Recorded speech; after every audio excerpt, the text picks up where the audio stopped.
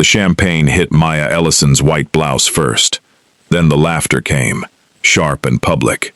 And somewhere above the drink cart, a man's voice called her fat, like it was a line item on a menu. The first-class cabin of Continental Route 88 went quiet in that particular way.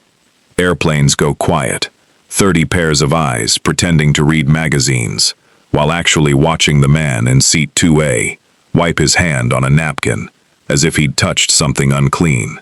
Maya stood frozen for 2 seconds, champagne dripping off her chin, and then she did what she always did. She smiled. "I'll get you a fresh glass, sir," she said, her voice even and professional. The voice she'd trained into herself over 6 years of flights just like this one. "I'm sorry about the spill. Maybe hire attendants who can fit down the aisle without knocking things over," the man said, loud enough for the row behind him to hear, loud enough for the woman in 2C to stifle a laugh behind her hand. His name was Richard Thorne, a tech executive flying to a merger meeting in Chicago, and he had spent the last 40 minutes making sure everyone in first class knew his net worth and his opinions in equal measure. Maya's jaw tightened almost imperceptibly.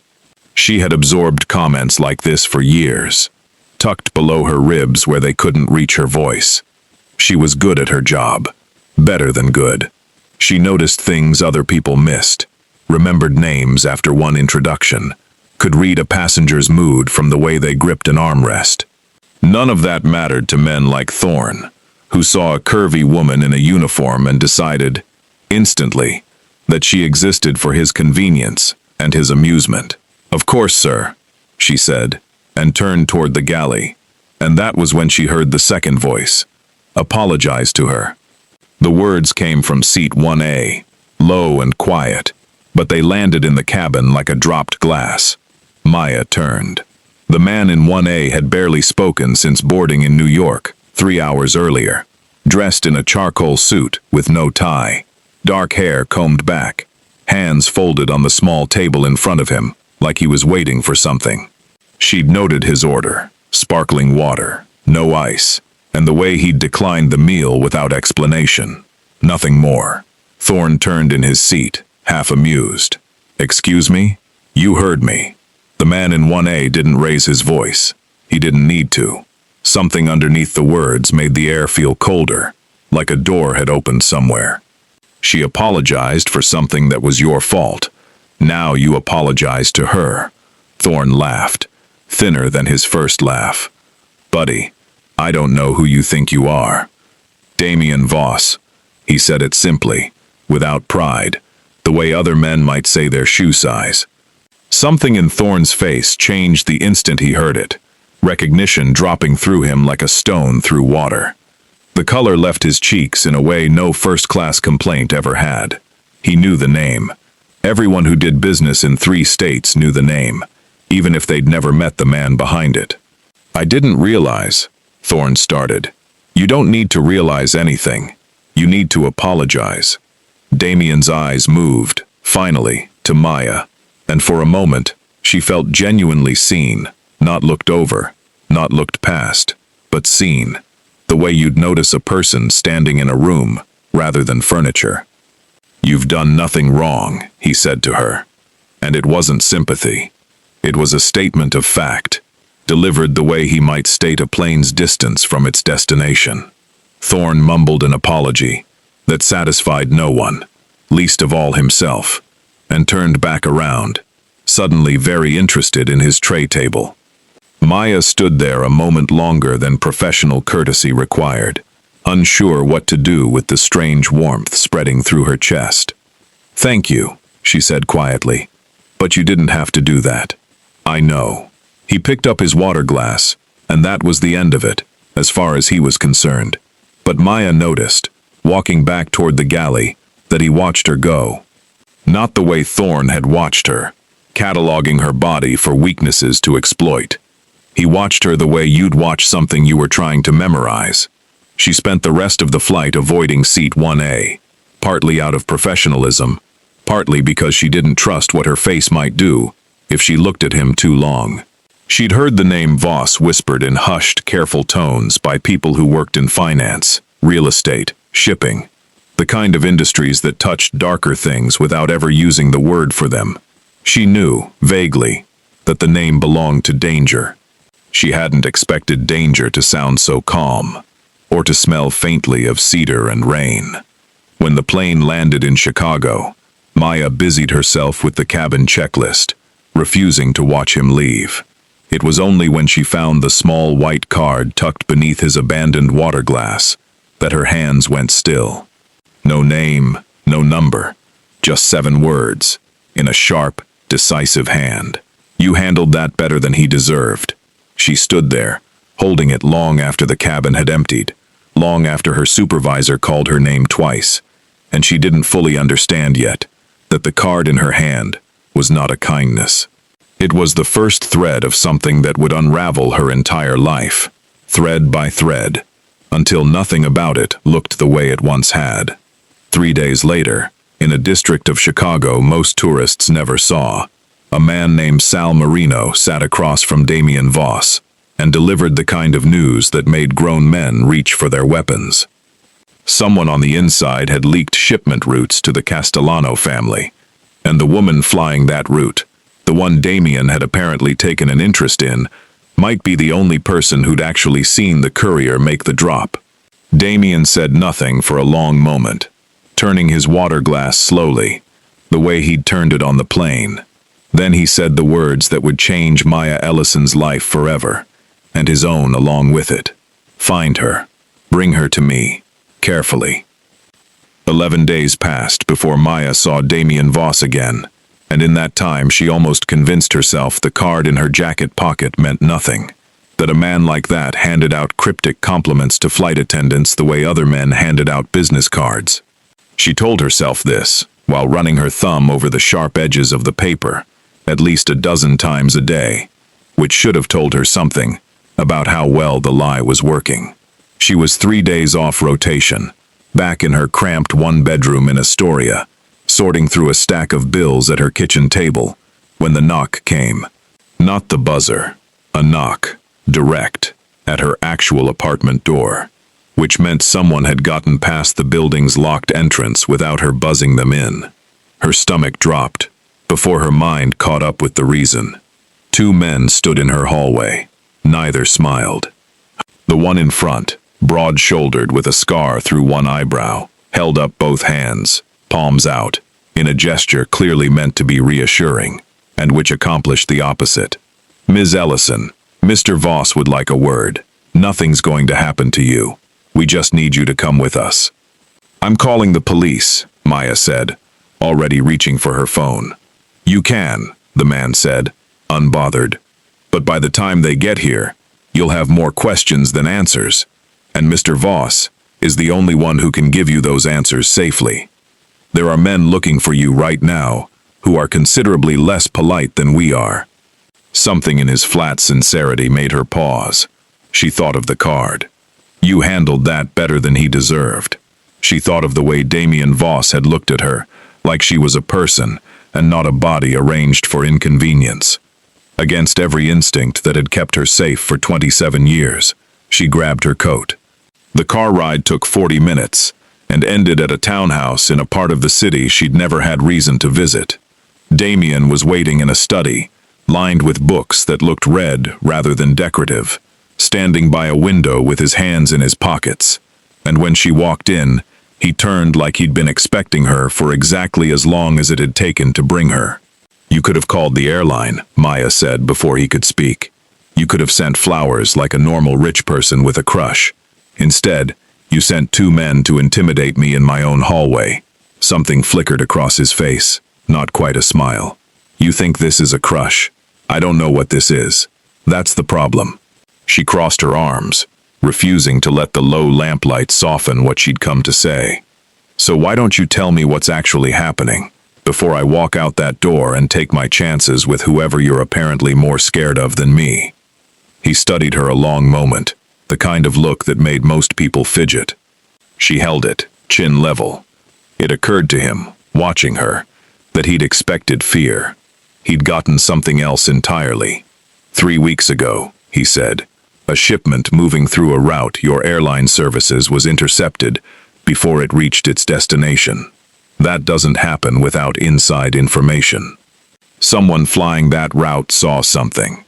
My people believe it might have been you. Maya blinked. I fly a drink cart up and down an aisle. I don't see shipments. You see everything, Damian said. You clocked the woman in 4C switching seats twice before takeoff. You noticed the man in 6A who never touched his drink. You have a memory most federal agents would kill for, Miss Ellison. And somewhere on one of your flights, you saw something you didn't even realize mattered. The mention of federal agents landed somewhere Maya hadn't expected. An old ache buried since she was 19, and her father's badge came home in an evidence bag instead of on his belt. She said nothing about that. Not yet. So you think I'm a witness, she said instead. And now the people who did the intercepting want to make sure I never remember what I saw. Yes. And you're what? Protecting me out of the goodness of your heart. Damian's jaw tightened, the first crack in the composure she'd watched hold through Thorne's whole ugly display.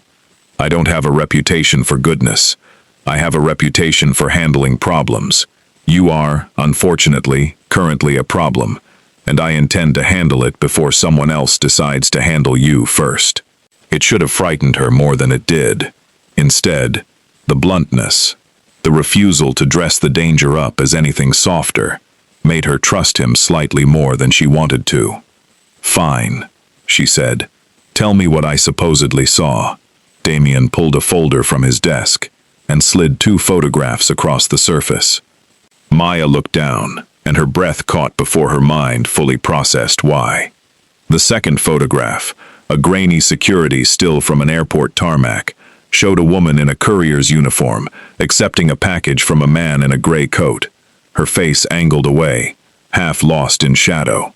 I can't see her clearly, Maya said, leaning closer. But the way she's standing, the way she holds her shoulders, that's familiar. I've seen that posture before, on one of my flights. I just can't place who. Damian's expression didn't change, but something behind his eyes sharpened. Take your time, it matters. Before either of them could say more, the study door opened without a knock, and Sal Marino stepped in, his face grim enough to make Damian straighten instantly. Boss, Sal said, glancing once at Maya. We got a problem. Castellano's people know she's here. Damian didn't ask how. Men like Sal didn't bring half-formed information, and the fact that he'd walked in without knocking meant the timeline for careful had already collapsed. How long? 15 minutes, maybe less.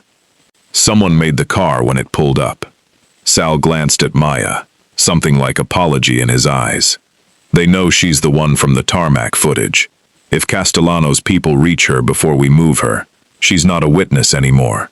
She's a liability they erase. Maya felt the word erase land in her stomach, like a stone dropped down a well. She'd spent her whole adult life being underestimated, overlooked, spoken over, and none of it had prepared her for a stranger discussing the mechanics of her own murder, like a scheduling conflict. I need a minute, she said, and her voice, to her own surprise, held steady. You don't have a minute, Damian said, already shrugging into his jacket. You have maybe 90 seconds before Sal moves you, whether you're ready or not. Then give me the 90 seconds, and stop talking about me like I'm cargo. The sharpness in her own tone surprised her, but it felt good, something solid to stand on, while the floor tilted beneath her. Damian actually paused, some flicker crossing his face that might have been respect.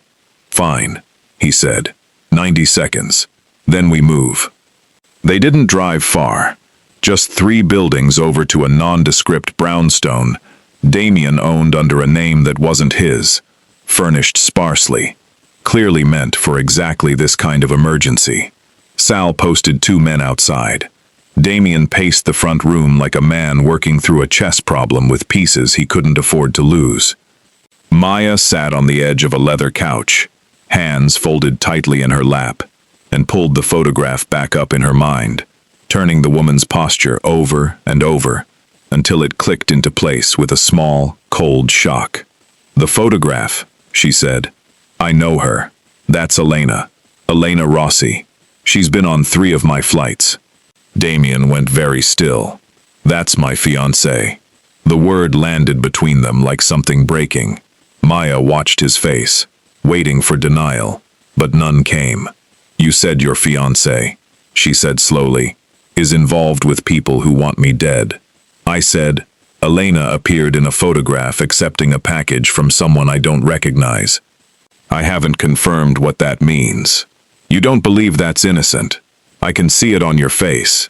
I don't believe much of anything until I've verified it myself, Damian said. The words clipped, defensive in a way that told her she'd struck closer to the truth than he wanted to admit. He'd known Elena 6 years, arranged by both families the way marriages in his world were often arranged, a treaty disguised as a wedding. He had never loved her, but he had trusted her, or told himself he did, because the alternative was lonelier than even he wanted to face. I'm not trying to hurt you, Maya said, softer now. I'm trying to understand why my life is in danger over something I don't even remember seeing clearly. Damian exhaled, some of the rigidity leaving his shoulders, and sat across from her, elbows on his knees. Walk me through your flights the last 3 weeks. Every route, every layover, anything that seemed even slightly wrong. And she did, with a precision that visibly unsettled him. Dates, gate numbers, the way a woman's hands had trembled while signing for a package claimed to be medical supplies. The courier had worn gloves despite the summer heat. The man in the gray coat had a tattoo above his collar, a compass rose. She remembered all of it, because that was simply how her mind worked, cataloging details other people let slide past them. That tattoo, Damian said quietly, compass rose. That's a Castellano marking, worn by their inner circle enforcers. He sat back, the pieces of a puzzle arranging into a shape he clearly disliked. The shipment wasn't intercepted by accident. Someone told Castellano exactly which flight, which gate, which hour. That's inside information. And you think it's Elena? I think, Damian said carefully, that I don't want it to be Elena, which is exactly why I can't trust my own judgment on the question. He looked at her, something in his gaze costing him to offer. You're the only person who can identify that courier's face, which makes you valuable to me. It also makes you a target to everyone who doesn't want the truth found. Across the city, in a penthouse overlooking the river, Elena Rossi set down her phone with a hand that did not shake, though her jaw tightened almost imperceptibly. The man on the other end of the call had told her Damian was keeping a woman at a private townhouse, a flight attendant, and that the woman had seen more than she should have. Elena poured herself a glass of wine and drank half of it before speaking. Find out everything about her, she told the empty room, though her assistant was already writing it down. Where she sleeps, who she calls, what she remembers. If she's a problem, I want to know exactly how big a problem before Damian does. She smiled at nothing, the particular smile of a woman recalculating a plan built over years rather than days, and reached for her phone again.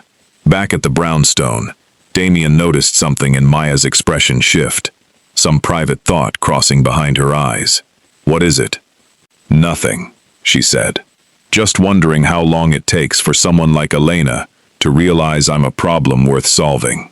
Damian's face went very still, the stillness of a man who suspected, correctly, that the answer was already less time than either of them wanted to believe.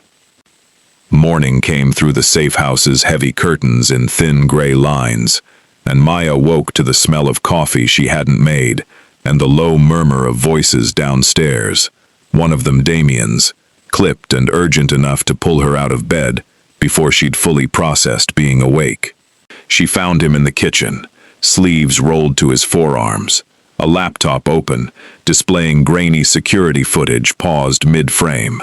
Sal stood beside him, arms crossed, both men wearing the particular exhaustion of people who hadn't slept. You should be resting, Damian said without looking up, which told Maya he'd heard her on the stairs before she'd said a word. I don't rest well in houses where people discuss my death as a scheduling risk. She poured herself coffee, aware of Sal's eyes following her, aware of the strange domesticity of the moment. What's that footage? Damian turned the laptop toward her. Airport security. 3 weeks ago. Tell me if this matches what you remember. The footage showed the tarmac from a wider angle than the photograph she'd already seen. Maya leaned in, her breath catching, before she'd consciously registered why. In the background, barely visible, a second figure stood near a hangar door, watching the exchange between Elena and the man in the gray coat. Too distant to identify by face, but something about the posture tugged at a memory she couldn't quite place. There, she said, pointing. Who's that? Damian zoomed in, the image blurring further, and Sal muttered something under his breath. We don't know yet, Damian said, but whoever it is, they were watching the exchange happen, which means Elena wasn't operating alone. Maya studied the frozen figure a long moment, then let it go. I don't recognize them. I'm sorry. Don't apologize, Damian said, low and immediate, and Sal glanced between the two of them with an expression Maya couldn't quite decode. You've given us more in 12 hours than my entire security team managed in 3 weeks. The compliment landed somewhere warm in her chest, unfamiliar in its effect on her. She busied herself with her coffee. It occurred to her, standing in that kitchen, that she'd spent years being told she was too much or not enough, too visible in her body and too invisible in her competence. And here was a man who saw the second thing so clearly, he seemed to forget the first thing existed. Sal's phone buzzed, and he stepped into the hallway, leaving Damian and Maya alone, with the hum of the refrigerator and everything neither of them had said yet. I should call Ethan, Maya said, half to herself, reaching for her phone. He was supposed to help me move a bookshelf this weekend. Something shifted in Damian's expression, quick and involuntary. Who's Ethan? A friend from the airline. Why? No reason. But his jaw had tightened, and he turned back to the laptop a beat too fast. And Maya, watching him, felt something new pass between them. Something she didn't have a name for yet, but recognized instantly as territory neither of them had claimed out loud.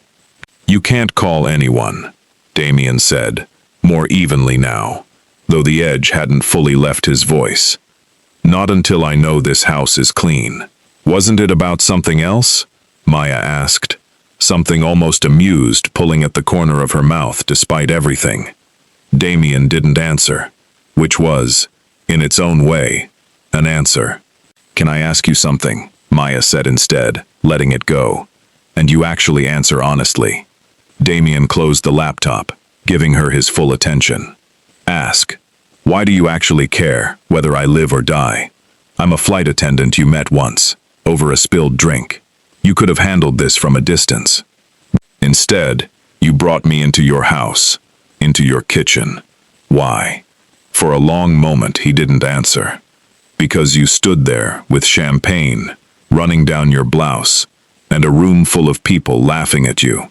And instead of falling apart, you smiled and offered to get the man a fresh drink. I've spent my life around people who perform strength because weakness gets you killed in my world. You weren't performing anything. That was just who you are. That's not an answer to why you care, Maya said quietly. That's an answer to why you noticed. Something like the beginning of a smile crossed his face, gone almost as quickly as it arrived. Maybe I haven't figured out the difference yet. The moment stretched, and Maya found herself leaning very slightly toward him before she caught herself.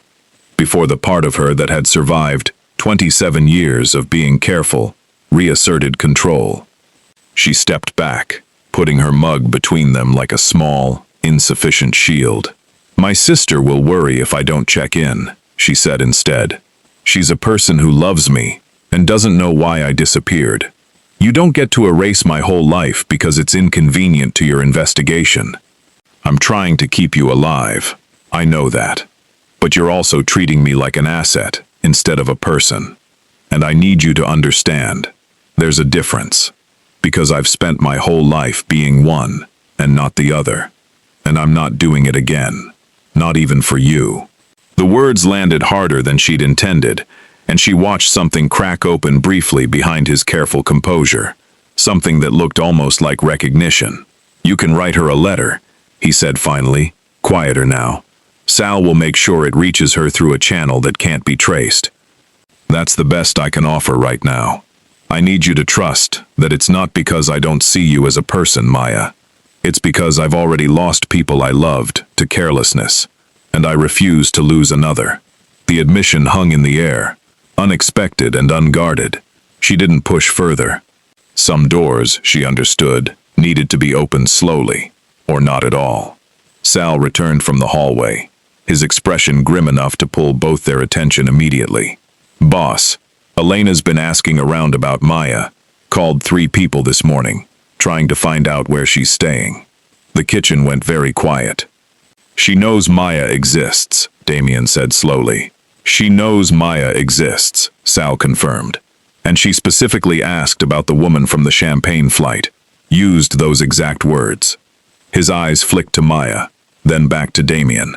Someone told her which passenger you defended 3 weeks ago. Which means someone inside your own circle is talking to her. Damian's face went perfectly, terribly still. The stillness of a man realizing the betrayal he'd been dreading had already reached further than he'd feared. The accusation arrived precisely the way Maya should have expected, but somehow hadn't prepared for. 2 days after Sal's warning, a black car pulled up outside the safe house at dusk, and instead of Castellano's men, it delivered Elena Rossi herself, dressed in cream silk, flanked by 2 men Maya didn't recognize, her face arranged in an expression of wounded, righteous fury. So this is her, Elena said, stepping into the front room, where Damian stood already tense. The flight attendant. The one you've been hiding for 4 days, while I've been calling your phone, wondering if you were dead in a ditch somewhere. Elena. Damian's voice carried a warning. Maya recognized now. This isn't what you think, isn't it? Elena's eyes moved to Maya, with a coldness that felt surgical, sharper than Thorne's had been, more calculated. My fiancée has been holed up for days with a stranger, and now I'm hearing whispers she's connected to the shipment that went missing 3 weeks ago.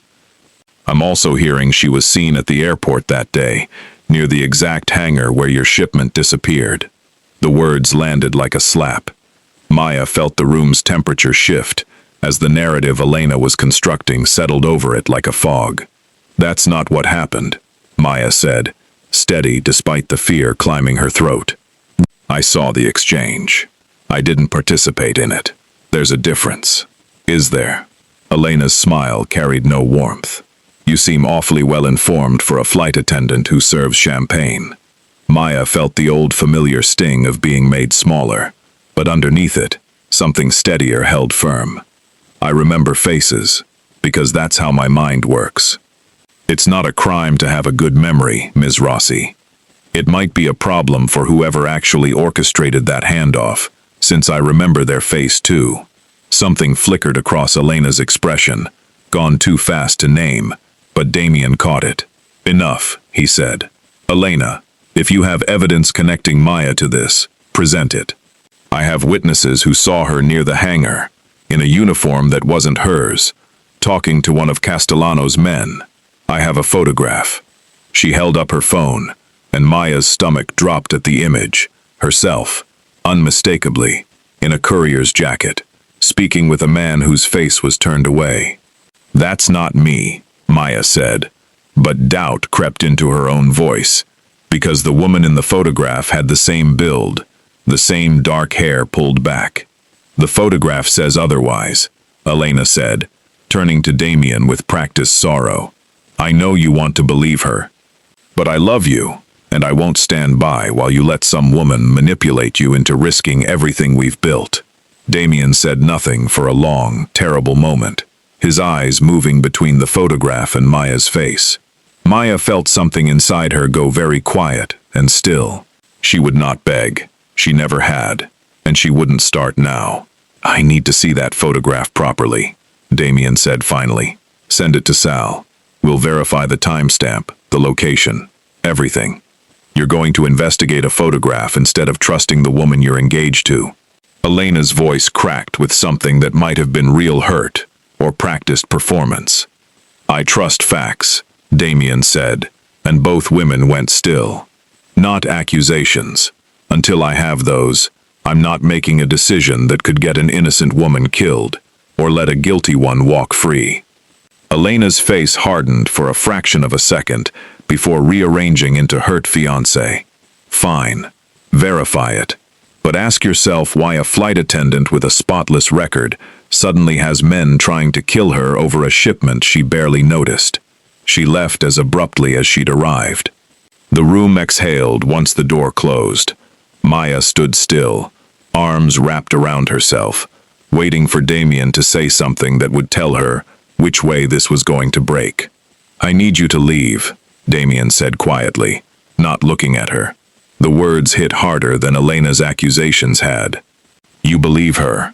I believe I need to verify what's true before anyone else gets hurt, Damian said, strain in his voice she hadn't heard before.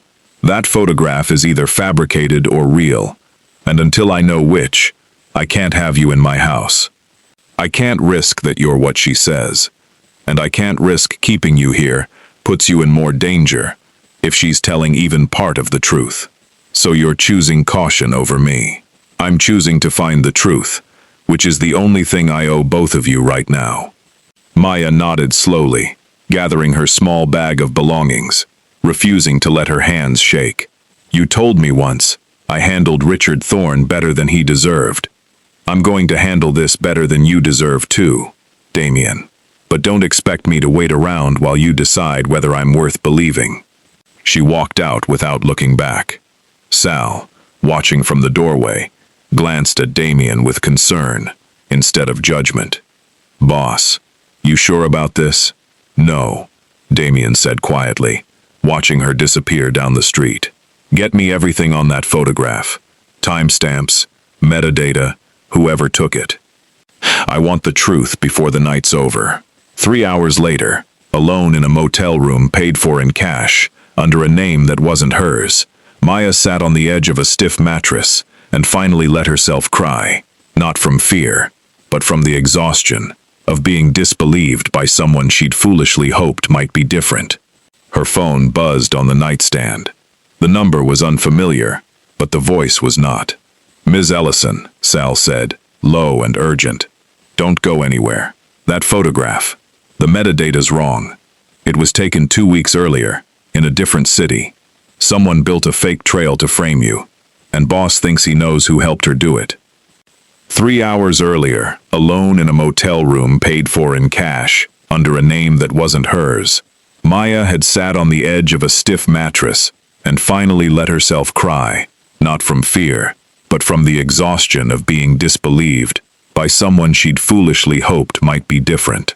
She'd pulled the small white card from her jacket pocket, the one that had started all of this, and read it again in the dim lamplight. You handled that better than he deserved. The irony of it, now, sat heavy in her chest. She wondered whether he'd meant a word of it, or whether kindness from a man like Damian Voss was simply another tool he used when it suited him, the same way Elena's tears had apparently been a tool that suited her. She hated that some part of her still wanted to believe the card had been real. She hated more that some part of her, even now, kept replaying the warmth in his voice that morning in the kitchen, the way he'd looked at her like she mattered, and tried to reconcile it with a man who'd put her out on the street over an unverified photograph. Maybe both things were true. Maybe he was careful, because carelessness had cost him people he loved, and maybe that same carefulness could look, from the outside, exactly like distrust. Her phone buzzed on the nightstand. The number was unfamiliar, but the voice was not. Ms. Ellison, Sal said, low and urgent. Don't go anywhere. That photograph. The metadata's wrong. It was taken 2 weeks earlier, in a different city. Someone built a fake trail to frame you, and boss thinks he knows who helped her do it. Maya gripped the phone tighter, the exhaustion in her body burning away in an instant, replaced by something sharper. 2 weeks earlier, in a different city. That means the photograph was staged before the shipment even happened. Before it happened, Sal confirmed, tight with the anger of a man who'd been played. Someone planned this in advance, framed you before you even saw anything worth framing you for. Boss wants to see you tonight. He's not asking, Ms. Ellison. He's saying please, which for him is basically getting down on his knees. A small, humorless laugh escaped her throat. Tell him I'll consider it once I've slept for 11 hours. He's not gonna like that answer. He kicked me out of his house 3 hours ago, based on a photograph he now knows was fake. He can survive it. But even as she said it, some part of her, the part that had felt genuinely seen in that kitchen 2 mornings ago, ached to know what came next. She agreed to meet him the next morning, at a diner near the motel, her choice. Damian was already there, 2 coffees untouched, his face carrying the haggard look of a man who hadn't slept either. "I'm sorry," he said, before she'd fully sat down. "I should have trusted you. Instead, I let doubt make the decision for me. That's on me." "You don't owe me an apology," Maya said, though the words in her chest disagreed. "You owe yourself an explanation for why a stranger's tears convinced you faster than my word did." Damian absorbed that without flinching. "You're right. I've spent so many years assuming everyone lies to me eventually, that I stopped noticing the difference between performed grief and the truth. Elena performed it beautifully. You never perform anything. I should have known which one to trust. So what now? You said the metadata was wrong. Taken 2 weeks before the shipment, in Cleveland, not Chicago. Whoever staged it needed a woman who resembled you closely enough to pass casual inspection. It's expensive work, not something Elena could have arranged alone. You think someone helped her.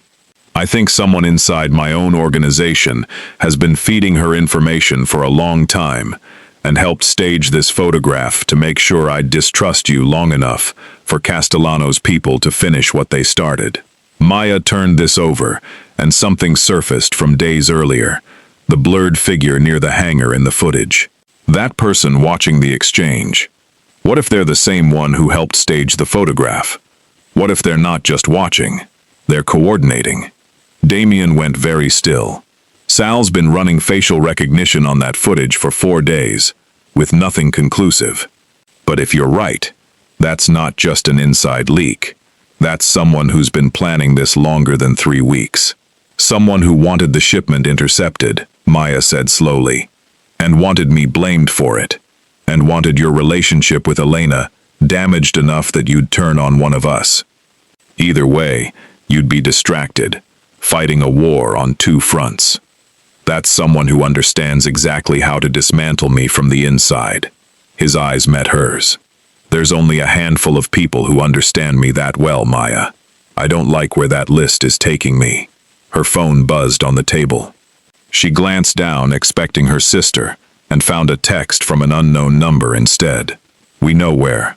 She turned the phone toward Damian, watched his expression shift from contemplative to lethal, watched him rise, already scanning the windows, already reaching beneath his jacket. "We need to move, now."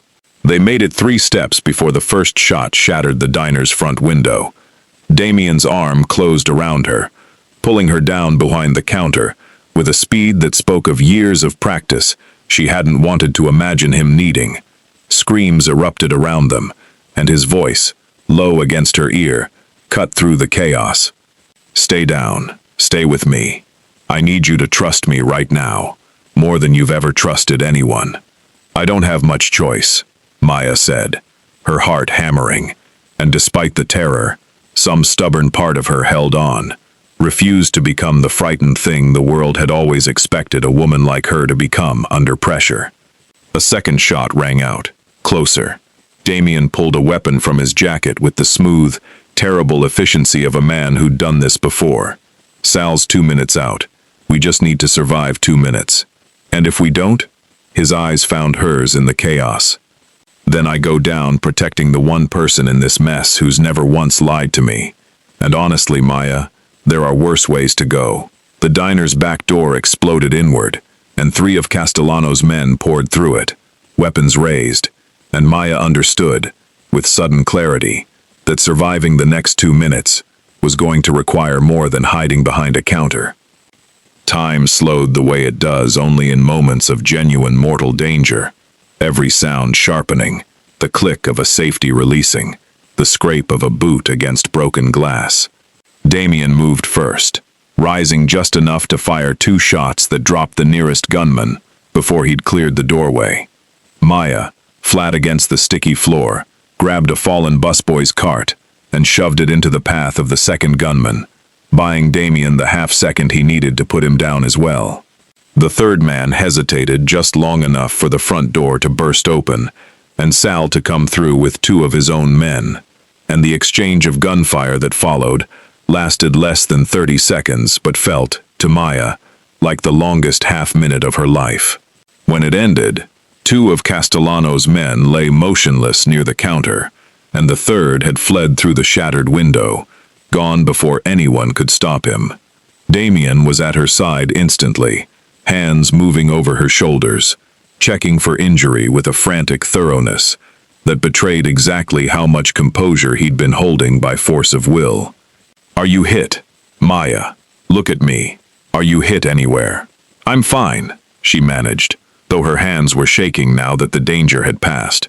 "I'm not hurt." He exhaled, something breaking loose in his chest, and pulled her against him, his hand cradling the back of her head, like she was something precious he'd nearly lost. "We need to move her," Sal said, scanning the street. "That was a coordinated hit, boss. Someone knew exactly where you'd be." Damian released her slowly, his expression hardening into a resolve Maya hadn't seen before. "Only 3 people knew we were meeting here. Me, Sal, and whoever's been feeding Castellano information from inside my own house. I think," he said grimly, "it's time I found out exactly how close." They relocated to a property Damian owned, 2 hours outside the city, and it was there, 3 days later, going through old shipment logs with an intensity bordering on obsession, that Maya found the detail that unraveled everything. Damian. She turned the laptop toward him, her hands trembling slightly, not from fear this time, but from the strange vertigo of recognition. "This manifest, from 8 years ago. Look at the name on the receiving end." Damian leaned in, and his face went pale, in a way Maya hadn't seen. Not during the diner shootout, not through any of the danger of the past 2 weeks. "That's my father's shipment, the one seized the night he died. And look who signed for the replacement documentation." She pointed at a faded signature. "Marcus Voss. That's not your father's signature style. Look at the letter formation. That's a forgery." Damian stared at the screen, something old and buried working its way to the surface. "My father died in a raid that went wrong. Everyone told me it was bad luck, a tip that leaked to the wrong people." His voice had gone quiet. "I was 16. I watched them carry him out." "What if it wasn't bad luck?" Maya said gently. "What if someone forged documentation to make it look like your father authorized a shipment he never approved, specifically to set him up for that raid? Who would have access to forge that kind of documentation 8 years ago?" She hesitated, because the answer felt too enormous to say aloud. "Someone who's had access to your family's paperwork for a very long time. Someone who'd still have access now." Sal, listening from the doorway, stepped forward slowly, his face carrying the grayness of a man realizing a betrayal, stretching back further than he'd feared. "Boss, I need to tell you something I should have said years ago. Your father's old accountant, he handled all the shipment paperwork before he retired. He's still alive, still in Chicago. 3 months ago, he started making payments into an account that traces back to one of Elena's shell companies." Sal exhaled. "I didn't connect it to your father's death, because nobody's ever connected Elena to anything that far back. But if she's been paying him recently, and that manifest's forged the same way the courier photograph was staged, then Elena's not just feeding Castellano current information. She's been cleaning up loose ends, connected to your father's death." The room went very quiet. Damian sat back slowly, and Maya watched something in him crack open. The careful architecture he'd built around his own history, breaking under a truth he'd never let himself suspect. Elena was 17 when my father died, he said, working through it aloud. Her family wasn't even in business with mine yet. The alliance came 2 years later. Which means, Maya said carefully, either she inherited this scheme from someone else, or someone used her, the same way she's used information from inside your organization, without her fully understanding what she was part of. Or, Sal said grimly, she's known exactly what she was doing this whole time, and the engagement was never a peace treaty. It was infiltration, planned before you ever met her. Damian said nothing for a long moment, staring at the forged signature. 8 years of assumed bad luck, rearranging into something far more deliberate and painful. When he finally spoke, his voice carried a quiet, terrible calm. I need to talk to that accountant, tonight, before Elena finds out what we know, because if she disappears, I will never get the truth about my father, as long as I live. He looked up at Maya, something passing between them that went beyond gratitude. You found this. In 8 years. None of my own people found it. And you found it in 3 days. If you hadn't looked as closely as you did, I would have gone the rest of my life believing my father died from bad luck instead of betrayal. You gave me back a piece of the truth I didn't even know I was missing. I told you. I see things other people miss. I just never thought it would matter this much. It matters, Damian said. And the way he said it carried a weight that had nothing to do with shipment manifests at all. The accountant's name was Bernard Fitch, 71 years old, living in a modest bungalow on Chicago's north side that betrayed nothing of the secrets he'd apparently kept for 8 years. Damian arrived after midnight with Sal and 2 other men, and Maya came despite his protests, arguing that she'd earned the right to hear the truth she'd helped uncover. Fitch answered the door in a bathrobe, and the moment he saw Damian's face in the porch light, something collapsed in his own expression, the defeat of a man who'd been waiting years for a reckoning he knew would eventually arrive. You know why I'm here, Damian said, stepping inside without waiting for invitation. I've been expecting you since the day your father died, Fitch said quietly, sinking into a worn armchair like his legs had stopped holding him. I told myself it was for your protection.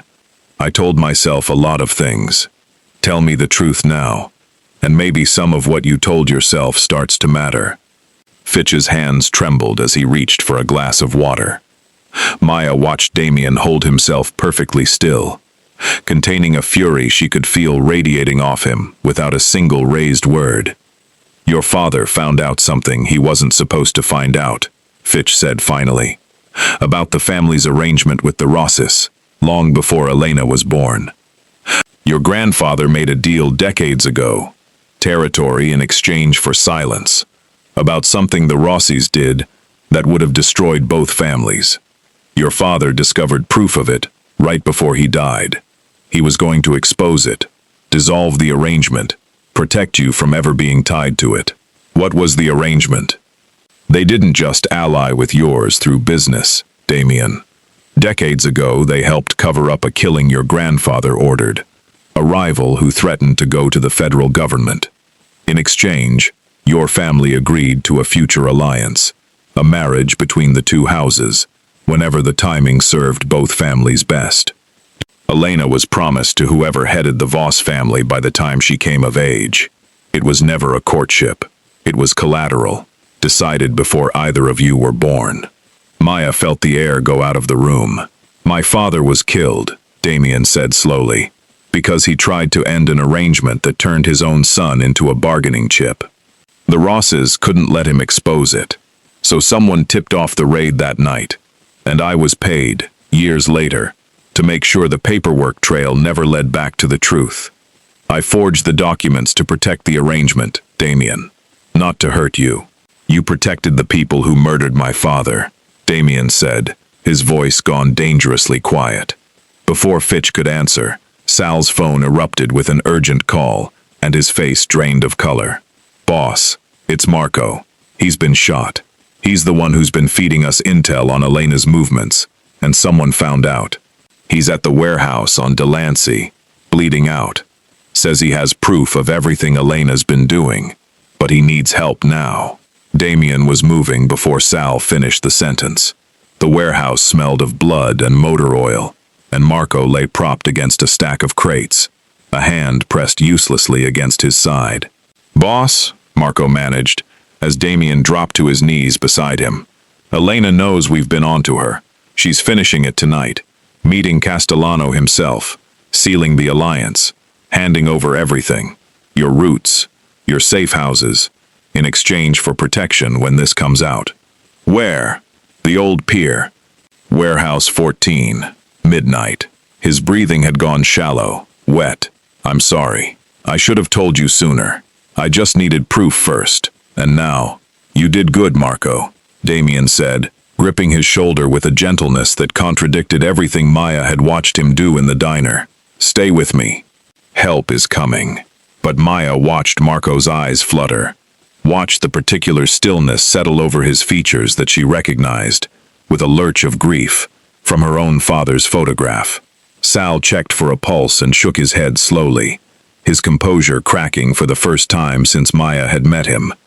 Behind him, one of the younger men who'd carried Marco's ammunition on a dozen jobs bowed his head and pressed a fist briefly against his own chest, a silent gesture that needed no explanation.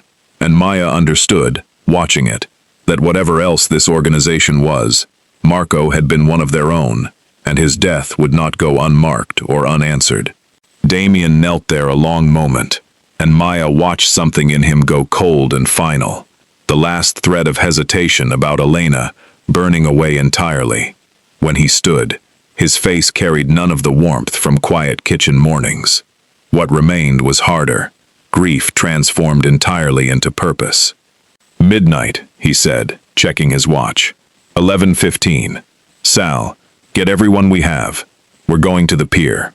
"Boss, that's Castellano's territory. That's a trap. We need more time." "We don't have more time," Damian said, an authority that ended the argument instantly. "Elena's handing my entire organization to Castellano in less than an hour, and Marco just died proving it. I am not waiting for a more convenient moment." He turned to Maya, and something in his expression, underneath the fury, carried genuine fear. Not for himself, she realized, but for her. "You stay here. This is not negotiable. Whatever happens at that pier tonight, I cannot have you anywhere near it." Maya opened her mouth to argue, but something raw and desperate in his face, unlike anything she'd seen from him, stopped her. "Please," he said, the word costing him visibly. "I've already watched one person I care about die tonight. I can't watch it happen twice before this night is over." She nodded slowly, understanding the weight of what he was asking, even as every instinct told her to follow. "Come back," she said instead. "Whatever happens, Damian, you come back." He held her gaze one long moment. Then he was gone, moving toward the door with Sal and the rest of his men, leaving Maya alone in a warehouse, with a dead man, and a silence that felt, suddenly, unbearably large. Maya lasted 40 minutes alone in that warehouse, before the silence became unbearable, before the memory of every man in her life who'd walked into danger and never walked back, her father, chief among them, pushed her past obedience. She found Sal's spare car keys in a drawer and drove toward the pier with her heart hammering.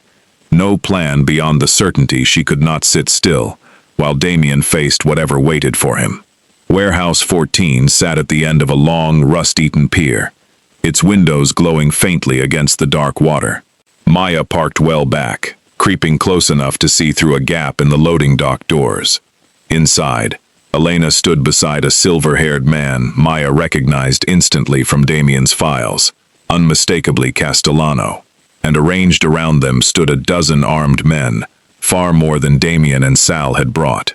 Damian stood in the center of the floor, flanked by Sal and 4 others, outnumbered, and clearly aware of it. "You forged my father's death," Damian was saying, his voice carrying through the gap, to protect an arrangement that turned me into property before I was even born. And now you're handing my organization to the same family that killed him. It was never personal, Damian, Elena said, cool and utterly without remorse. It was business. Your father threatened generations of arrangement. I did what needed doing, the same way you'd have done in my position. I would never have murdered an innocent man to protect an inheritance. Castellano stepped forward, spreading his hands. Mr. Voss, this doesn't need to end in bloodshed. Hand over your shipment routes, your safe houses, your entire network, and you walk out alive. Elena's already provided most of what we need. You're simply confirming the transaction. And if I refuse, then you die here, and Elena inherits everything as your grieving widow. Once the paperwork's filed, Maya's blood ran cold at the casual cruelty of it. She spotted a security camera above the loading dock door, its red light steady, recording.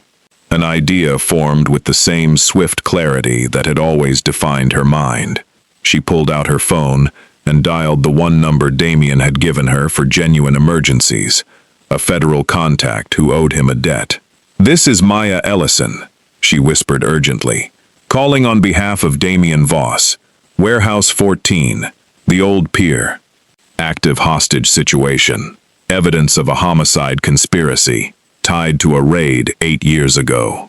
I need units here now, and I need someone to know the truth is on that security camera." She hung up, and then, against every rational impulse screaming at her to run, she pulled the loading dock door open and stepped inside. "Maya."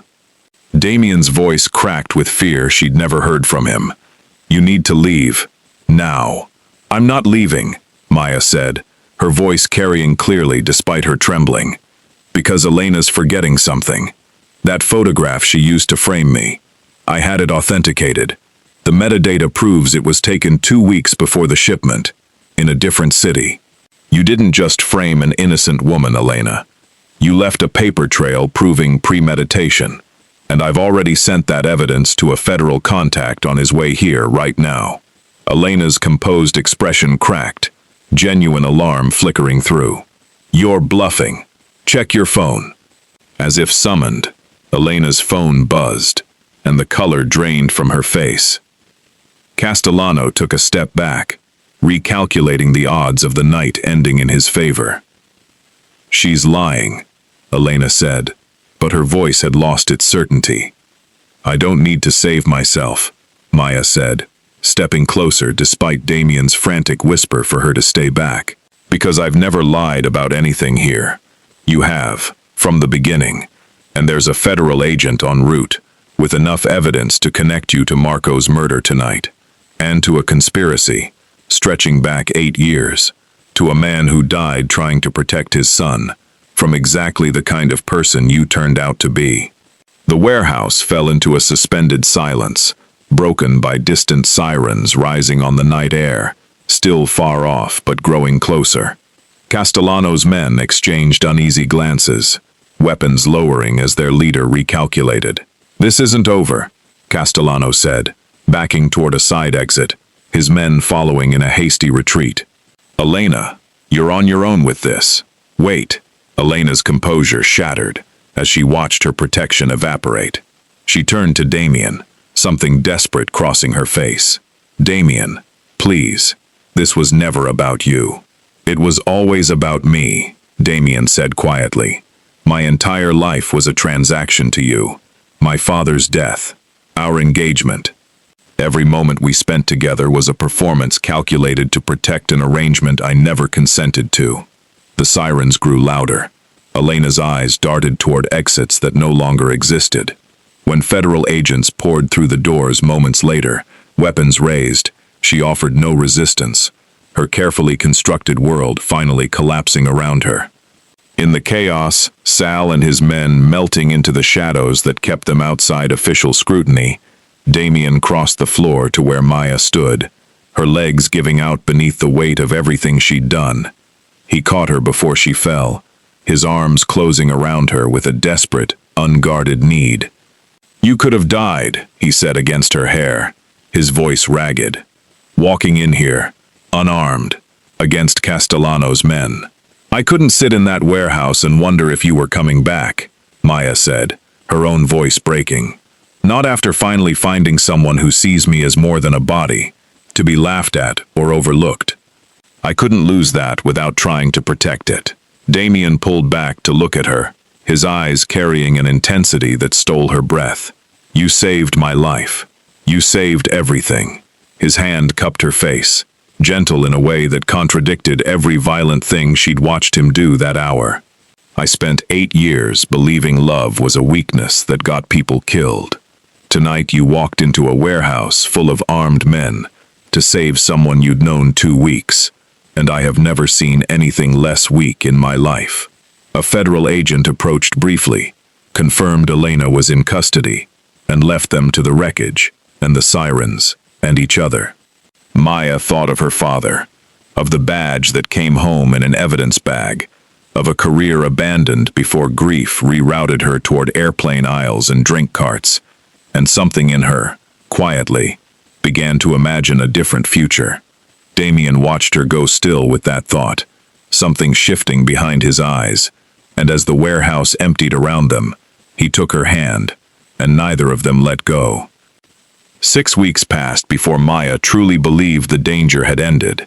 6 weeks of federal depositions, of watching Elena Rossi's carefully constructed world dismantle itself testimony by testimony, of learning that Castellano's operation had collapsed within days, just as the agent promised, arrests rippling outward until an entire criminal network lay in federal custody. Bernard Fitch, faced with the weight of his own confession, cooperated fully, and the truth about Damian's father's death finally entered the official record, no longer a whispered tragedy, but a documented murder with named conspirators and closed case files. Maya testified twice, once in a closed federal hearing and once in the criminal trial that followed, and both times she stood in front of rooms full of powerful men who might once have dismissed her on sight, and both times she spoke with a clarity that left prosecutors visibly impressed. She was, everyone kept telling her, an extraordinary witness. She was starting, slowly, to believe them. She'd quit her job at the airline 3 weeks in, not because anyone forced her hand, but because sitting in that hearing room, watching attorneys build a case from details she'd noticed and others had missed, something old and buried had woken back up in her.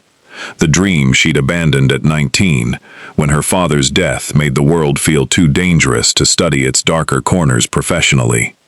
She'd already submitted an application to the Federal Investigator Training Program, using her father's old contacts, using a version of her own name that finally felt like it belonged to someone moving forward, instead of someone still grieving.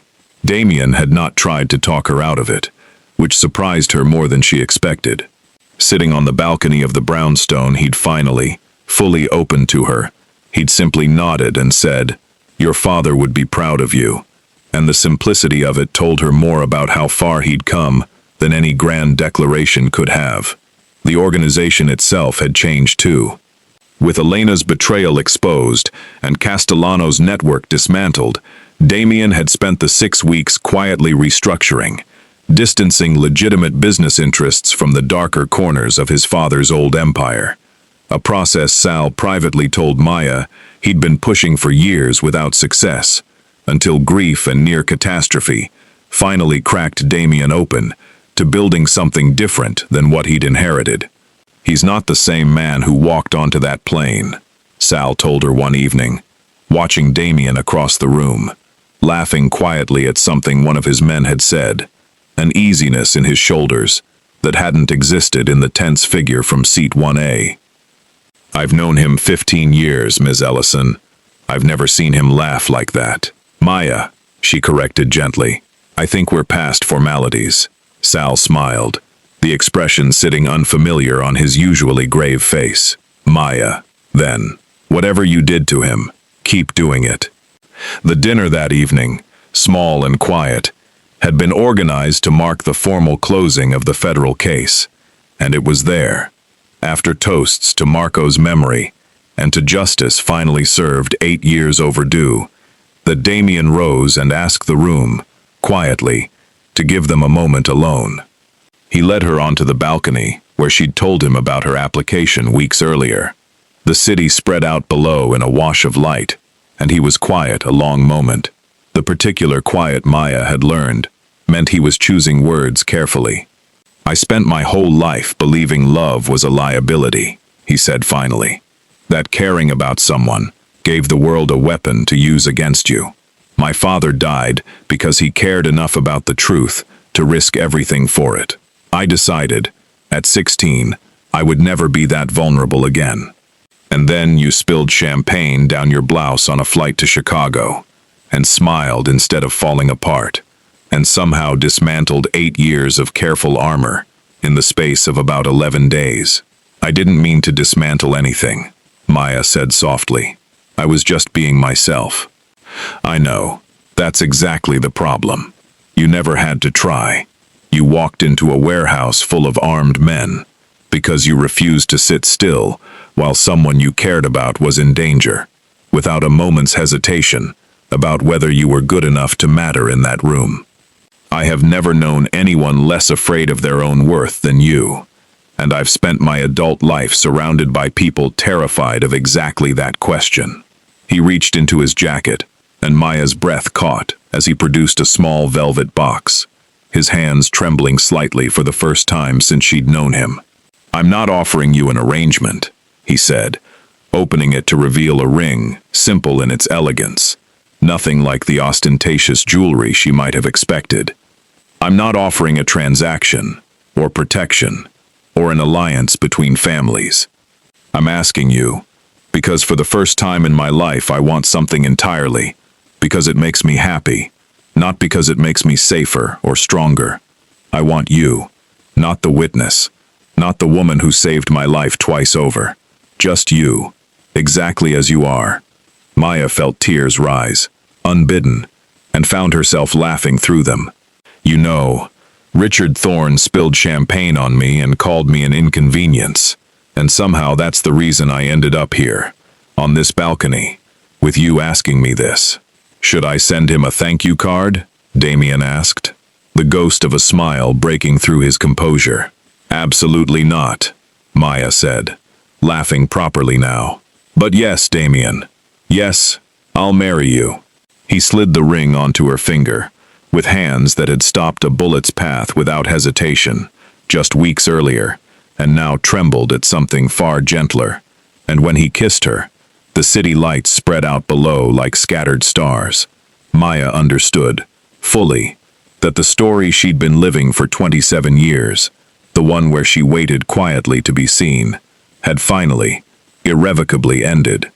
Months later, at a wedding with Sal, standing as best man, and Maya's sister crying happily through the entire ceremony, Richard Thorne would receive, entirely because Sal thought it was hilarious, a wedding announcement in the mail, with no note attached, just her name, changed, and a photograph of her radiant in white, beside a man whose love had made him stronger rather than weaker, exactly as she had known, from that very first flight, that it eventually would.